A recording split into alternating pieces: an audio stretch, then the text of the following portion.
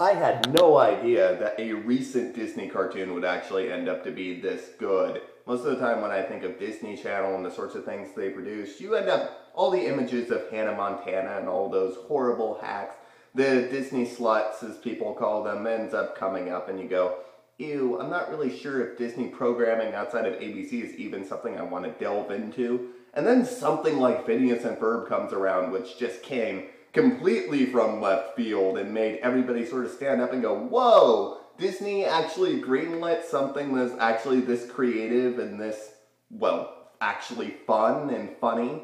I find it really shocking, personally. This came from two guys that ended up coming from Rocko's Modern Life and Family Guy. They had worked on both of those shows.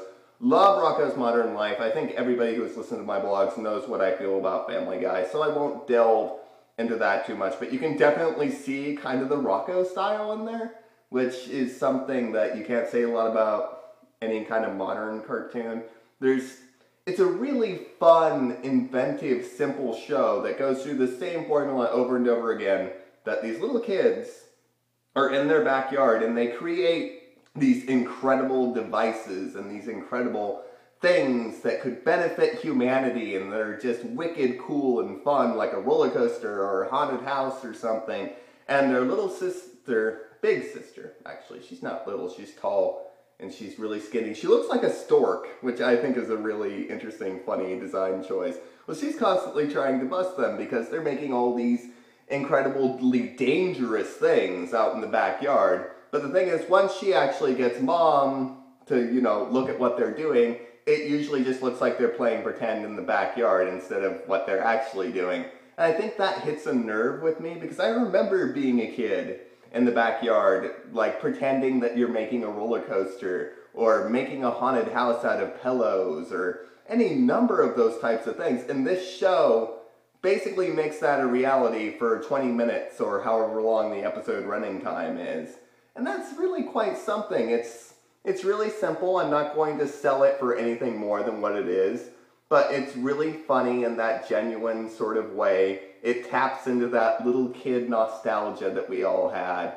And most importantly, it has humor that would go completely over the heads of kids, but as an adult you go, I get what you did there, which I think is very important in any kind of modern cartoon or any kind of cartoon in general. I sort of hate when it's just aiming at one audience in particular and treating them as if they're stupid. Because the thing is, when a kid grows up, they're going to go back and watch these cartoons again, and if it's a cartoon that was made for them just specifically when they were 6 years old, there's going to be no value in it, and they're not going to share it with their next generation.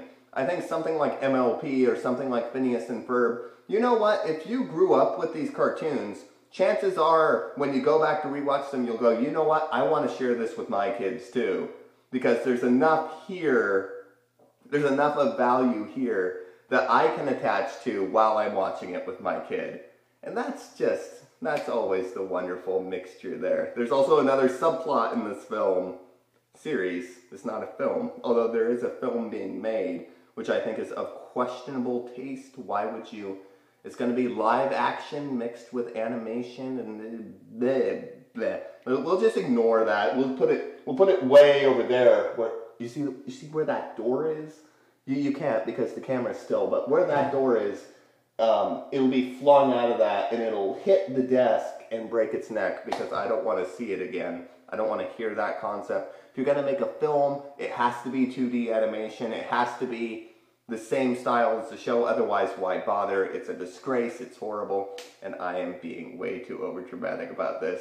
But there's a subplot within every episode that involves a character called Perry the Platypus, who's a secret agent, who has a little fedora that he puts on, and he fights this bad guy named Doofenshmirtz. I think it's Doofen something. So anyways, they end up getting into this battle over whatever evil-doing device scheme that Doofenshmirtz have set up. And usually that eliminates whatever the kids have made.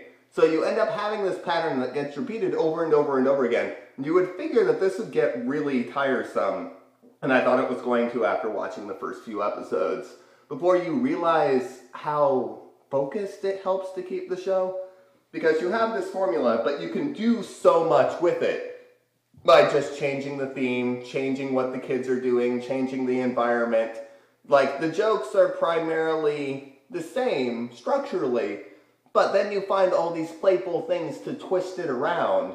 So it helps to keep the show with a very particular identity, as opposed to a show that's kind of all over the place. Like, frankly, My Little Pony, when you watch it, the episodes are kind of like, I would say that the quality goes up and down, because you can tell that there's different directional choices that they make. It ends up going in weird directions sometimes, which is fine. Like, I admire that. But there's also something to be said about a clean, clear-cut vision. You know, like Star Trek The Next Generation. It's always about boldly going where no man has gone before, usually, and I have a great amount of respect for that.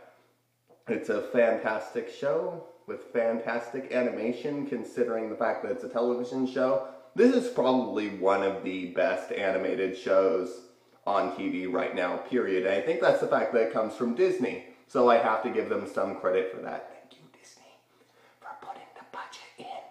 For putting your dollar bill into the budget machine and having it go.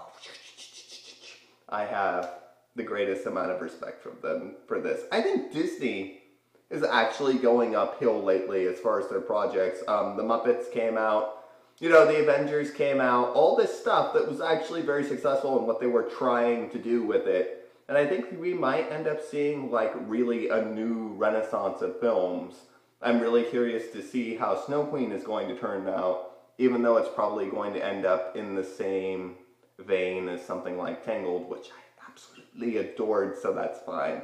If it's like Tangled, I will completely go for it.